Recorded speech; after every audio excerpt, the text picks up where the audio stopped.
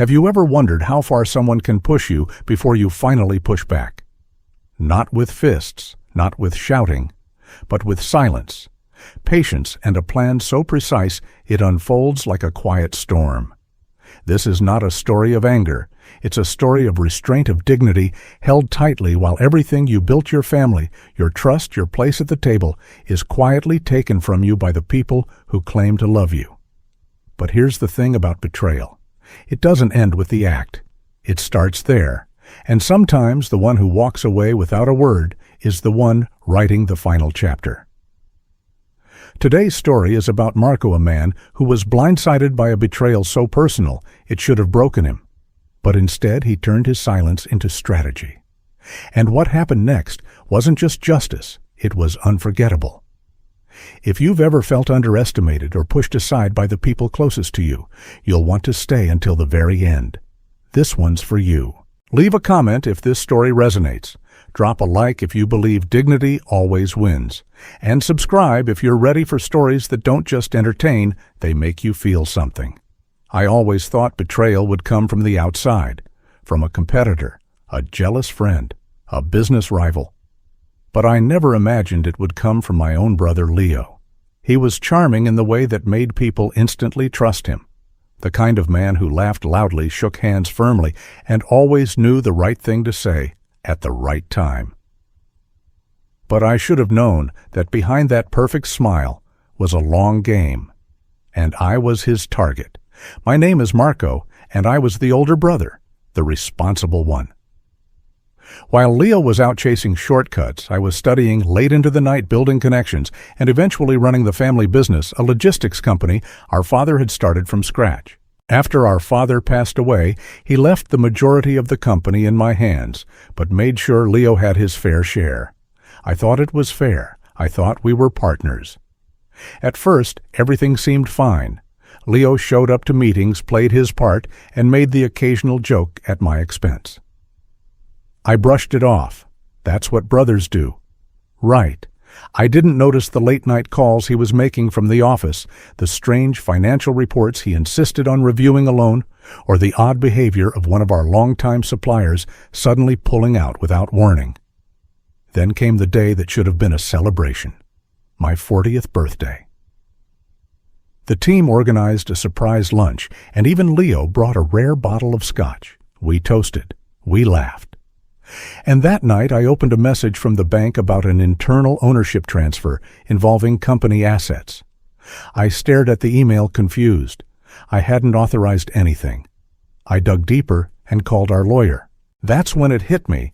Leo had used a loophole in our company bylaws paired with our father's outdated signature template to quietly transfer half the liquid assets of the business into a shell company, one that he controlled. At first, I couldn't breathe. I thought it was a mistake, maybe some legal misunderstanding. Maybe someone else had done it and used Leo's name.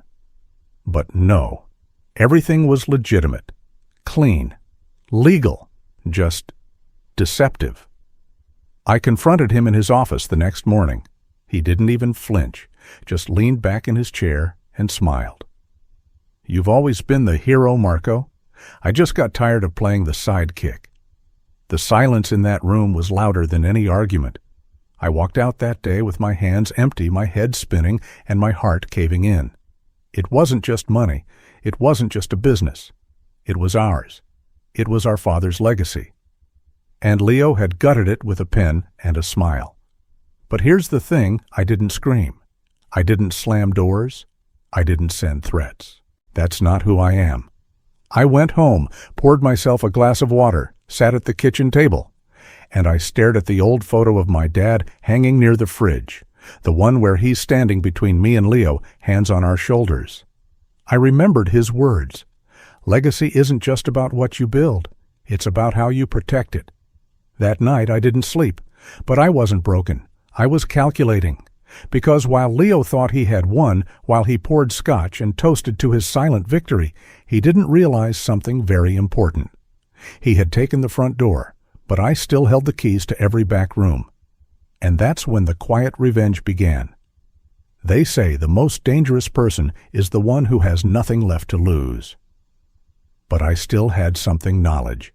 And Leo, for all his schemes, had made one fatal mistake. He underestimated how deeply I understood the structure of the company, the people within it, and the paper trail behind everything our father built. After the betrayal, I withdrew completely. I didn't argue, didn't challenge Leo's new position. I simply stopped showing up to the office, didn't respond to emails, and avoided any public dispute. Let him think he won. That was the first step. The second step, information. I reached out to Thomas, an old friend from college now, a forensic accountant who specialized in corporate fraud. I didn't tell him everything at first, just described a hypothetical situation. But when I mentioned the shell company, the sudden supplier changes, and the money transfers, Thomas's tone shifted. "You've got something here," he said, "and if you can give me access to the back end, I can show you how deep the rabbit hole goes." For the next several weeks, I worked in the background, quietly, strategically. I reconnected with old vendors, partners, even 2 retired managers my father had trusted deeply, people Leo didn't know well or had ignored. They gave me what I needed: records, receipts, and stories that didn't match what Leo was now claiming in quarterly reports. But what hit me the hardest was the discovery that Leo hadn't acted alone. One night, I was sorting through scanned contracts on my laptop, cross-checking signatures, when something caught my eye, a legal form filed through an external notary one I'd never used, bearing the unmistakable signature of someone I once trusted, like family. Her name was Sophia. She had been my assistant for nearly 8 years. Smart, poised, loyal, or so I thought. After our father passed away, she became my closest professional ally.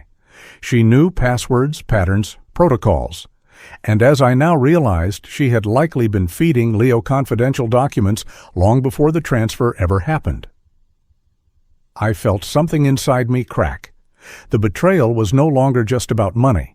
It was personal on every level. It was the kind of betrayal that doesn't scream, it whispers behind closed doors, poisons slowly, and watches you collapse without lifting a finger. But again, I didn't retaliate. I simply began collecting everything, every altered file, every email forwarded to odd domains, every phone call logged outside work hours. I even hired a data recovery expert to pull deleted communications from an old company server. The deeper I dug, the more I saw the scale of Leo's ambition and the fragility of his foundation. And during this time, I did something else. I made myself disappear. To Leo, it probably looked like I had vanished. I moved out of the city, stayed with a cousin up north, and told no one except Thomas and 2 other confidants where I was. I needed time. I needed space. But most of all, I needed Leo to think I had given up. What he didn't know was that I had retained a private investigator not to follow him, but to document everything. His lifestyle had changed: new penthouse, luxury car, expensive dinners with Sophia, and business meetings with unfamiliar faces who clearly weren't from our sector. He was expanding recklessly, using the illusion of stability to lure in new investors. What he didn't realize is that I still had access to one crucial piece of the puzzle, a clause in our father's original shareholder agreement, a clause that Leo, in his arrogance, had ignored. It stated that if any executive was found to have committed fraud or misappropriation, even once, all holdings would revert temporarily to a review trust until a full audit was completed. And I had the evidence to trigger that clause. But I wasn't ready. Not yet. Because revenge, real revenge, isn't about destroying someone in the moment.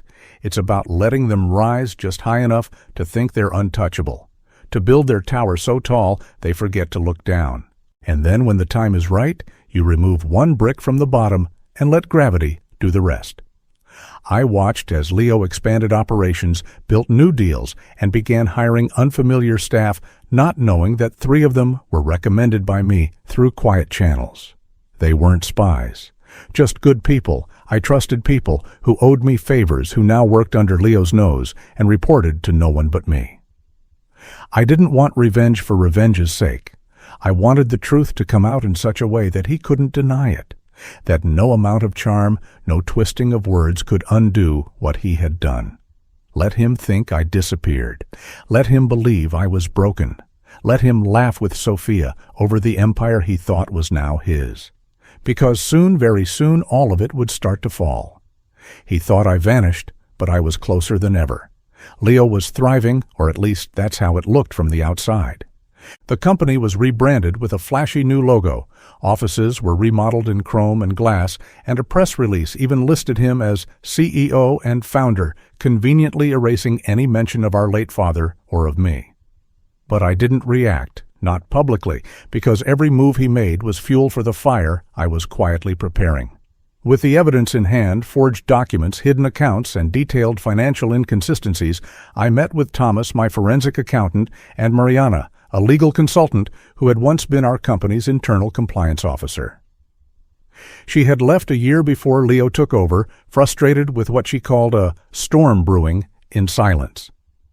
When I showed her the paper trail, she didn't hesitate. "This is more than fraud," she said. "This is premeditated embezzlement, and it's deep." Together, we crafted a strategy not to sue Leo directly, not yet, but to report the company for financial irregularities through an anonymous whistleblower clause that triggered an external audit.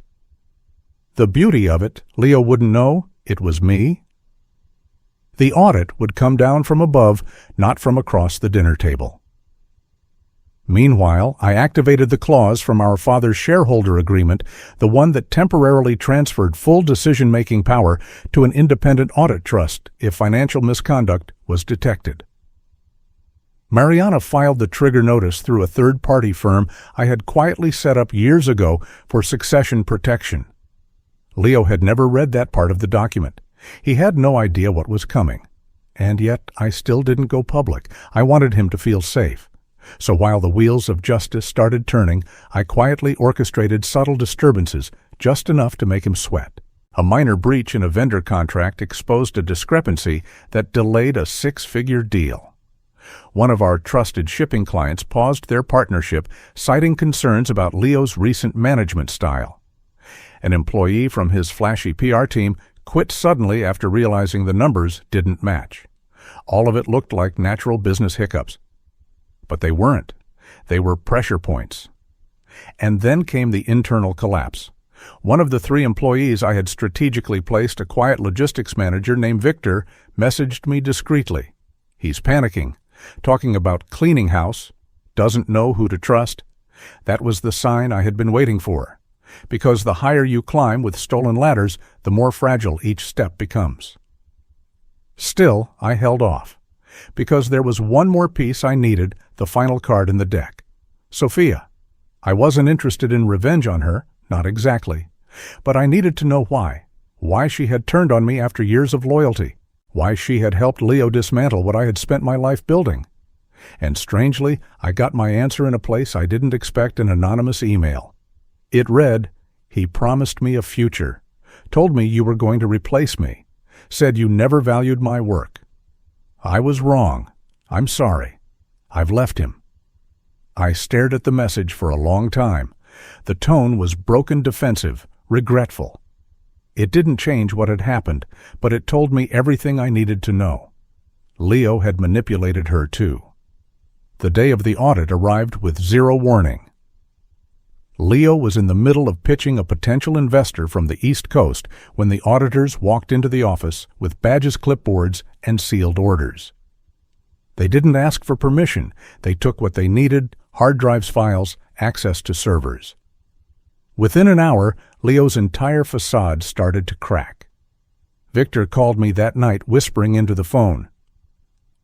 "He looks like he's seen a ghost." And then I did what I had waited nearly a year to do. I walked through the front doors of that building, not with security, not with a camera crew, alone, dressed simply, calm. The receptionist froze. 2 junior staffers whispered and moved aside as I made my way to the conference room where Leo sat, pale, surrounded by papers, and trying to talk his way out of the unraveling. He looked up, eyes wide. "You," he said, almost choking the word. I didn't raise my voice. I didn't gloat. I simply placed a folder in front of him, copies of the documents annotated with Mariana's legal notes and Thomas's forensic breakdown. And then I said one sentence. "You built this empire on lies. I just showed them the blueprint." He stood up furious. "You set me up." I shook my head. "No, you set yourself up. I just let you do it uninterrupted." I walked out, not because I didn't have more to say, but because the real work was already done. The Legal Review Board would decide the rest. The shareholder clause had been activated.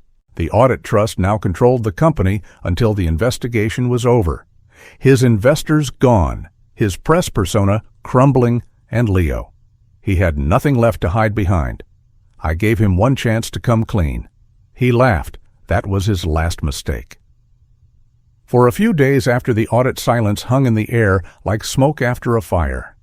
Leo tried to hold it together. He made a statement to the board claiming it was all a misunderstanding, that the asset transfers were temporary, that Sophia had handled most of the paperwork and perhaps made errors. He even tried blaming our late father's outdated policies for the confusion. But the auditors weren't interested in excuses. They were interested in facts. And facts in this case didn't lie. Within a week, the preliminary report landed multiple instances of financial misconduct, unjustified asset transfers, misreporting to investors, and worst of all, forged internal authorizations traced back to Leo's office. The evidence was so airtight that the Shareholder Review Trust voted unanimously to freeze all Leo's executive powers pending full legal proceedings. His signature was revoked from every document, his access to company accounts locked, and just like that, the self-declared CEO found himself locked out of his own empire. I watched from a distance as the castle he built on lies began to collapse inward. Vendors began demanding early payments, fearing bankruptcy. The luxury car dealership revoked his lease when they discovered the pending litigation. And then, in the cruelest twist of irony, the very investors Leo had courted so proudly began suing him for misrepresentation and financial fraud. But that wasn't the moment of real justice. That came at the family meeting. My Aunt Mariana, a woman with little patience for ego, had asked that we all gather at the estate for a formal update. It was a tradition my father had upheld transparency in the family, even when it was uncomfortable. I hadn't planned to go, but she insisted. "You deserve to be there when the truth comes out," she said. So I went. The dining room was filled with quiet tension. My cousins, once divided in loyalty, sat still. Some couldn't even look me in the eye. Leo arrived last, wearing a muted suit, not the designer ones he used to flaunt. He looked thinner, older, like a man whose kingdom had been reclaimed by reality. Aunt Mariana stood at the head of the table and spoke with calm precision. "The audit is complete. The findings have been made available to the family. The board has taken corrective action. I want to say on behalf of everyone that what happened does not reflect our father's legacy, and it certainly does not reflect Marco's contributions." For a moment, no one spoke. Then, surprisingly, it was Sophia who broke the silence. She stood up, voice trembling. "I was part of it. I believed Leo when he said it was just temporary, that it was strategy. I never imagined he'd erase Marco entirely. I'm sorry, truly. I've sent a full affidavit to the auditors." Leo shifted in his seat, jaw tightening. I didn't gloat. I didn't raise my voice. I simply looked at him and said, "It wasn't just the money, Leo. It was that you did it with my name still on the wall, like I never existed." He stared at me for a moment, then looked down. "I thought I could build something better," he muttered. "No," I replied. "You just wanted to build something faster.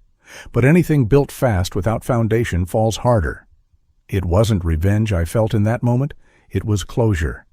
And the final blow, I reached into my bag and placed on the table a folder with a certified copy of our father's original amendment, one only I had known about.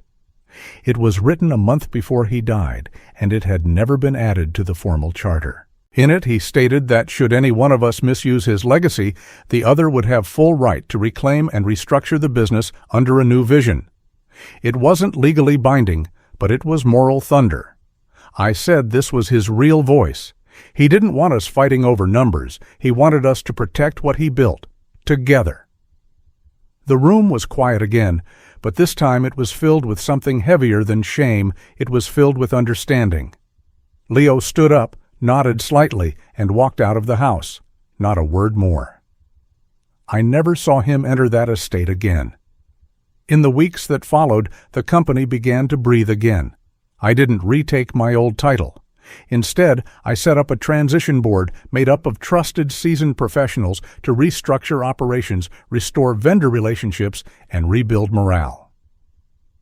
I stayed close, but I no longer needed the corner office. My name was enough. Sophia left the country for a while, seeking space and forgiveness. I didn't stop her. Some betrayals don't get mended, they just get accepted. And Leo, last I heard, he was working with a small consulting firm far from the city, trying to rebuild his name in quiet anonymity. Perhaps he'd changed, perhaps not.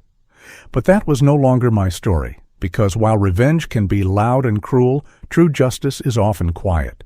It doesn't need fireworks, just truth, patience, and the discipline to wait for the right moment to reveal everything. But not all victories are clean, and some consequences stay long after the battle ends. Justice has a strange way of restoring balance, but it doesn't come without scars. After the revelations, the audits, and the downfall of Leo's empire life didn't simply go back to normal.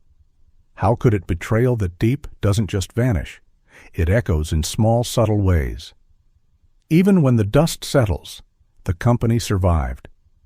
With the transition board in place, we regained the trust of our vendors, clients, and community. The team, once divided under Leo's rule, began to rebuild a culture of respect and transparency. People were no longer afraid to speak, no longer walking on eggshells. For the first time in years, I felt like we had returned to the core values our father had instilled: honesty, humility, hard work. But I didn't return to my old role, and not just out of principle. Something in me had shifted. I had spent a year orchestrating justice from the shadows. I had lived with silence restraint and long nights replaying every memory with Leo, every laugh we shared as kids, every time I covered for him, every late-night talk when we dreamed of building something together. I hadn't just lost money or a title, I had lost a brother. And when someone stabs you with a smile, you don't forget how that smile used to make you feel safe.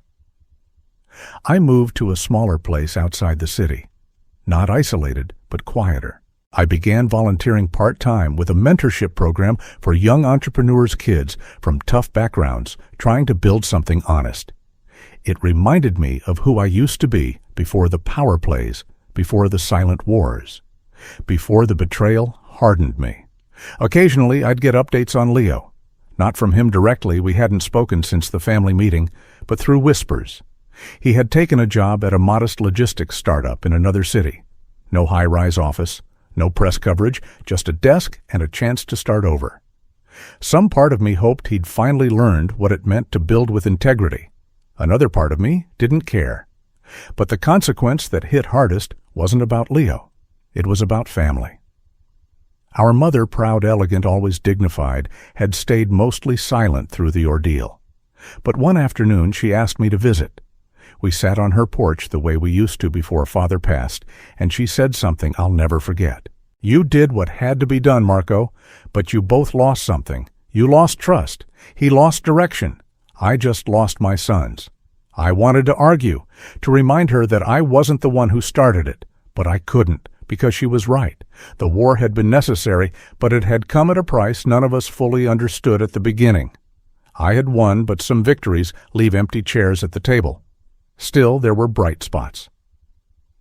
One afternoon, I received a handwritten note from Victor, the quiet employee who had helped me from inside. He wrote, "Thank you for not shouting. Thank you for showing me that integrity isn't loud, it's steady." That note sits on my desk to this day. And then there was the young intern I had mentored through the nonprofit. She came from a tough background, had watched her older brother be swallowed by debt and bad deals. After one of our sessions, she said, "It's weird. You don't talk like other businessmen. You talk like someone who had everything taken," and then chose not to stay bitter. I didn't respond immediately. But later that night I realized that was the quiet legacy I wanted to leave. Not bitterness, wisdom, not revenge, balance. And that's what people don't always understand about stories like these. We crave the fall, we want the villain exposed the empire, torn down the final moment where the betrayer is brought to their knees. But real life is quieter, messier. The villain doesn't always fall loudly. Sometimes they just fade. And you're left standing with a mix of triumph and grief. If I could go back, would I do it differently? No, because justice matters, legacy matters. But I would have hugged my mother more, called my cousins before the scandal broke, spoken to Sophia before assuming the worst, because in the pursuit of truth we sometimes lose connection, and even the most justified revenge can't rebuild what silence has broken. Still, I sleep peacefully now, not because I destroyed someone, but because I didn't let them destroy me. And that, in the end, is the quiet victory that matters most. But what does a story like this really teach us, not just about betrayal, but about who we become in the aftermath? Let's take a step back and look through a wiser lens. Not all justice comes in headlines. Sometimes it comes in silence, in the way you choose not to scream, not to strike back, but to stand firm with the truth on your side. Marco's story isn't just about revenge, it's about dignity, about knowing when to act and when to let the weight of someone's actions collapse on its own. And perhaps most powerfully, it's about rebuilding not just a company, but a life after betrayal. As a psychologist once said, the strongest form of power is emotional self-control. And Marco showed that in every quiet step. He didn't need to become like Leo to win. He just needed to be steady, patient, and clear on what mattered most: his name, his legacy, his peace. If you've ever walked away with your dignity when others tried to tear you down, you'll understand what this story really means. Leave a comment that simply says, "I kept my dignity." It's a quiet nod that speaks volumes. And if stories like this resonate with you, stories of betrayal, justice, and redemption, consider subscribing. We're just getting started, and your story might be next.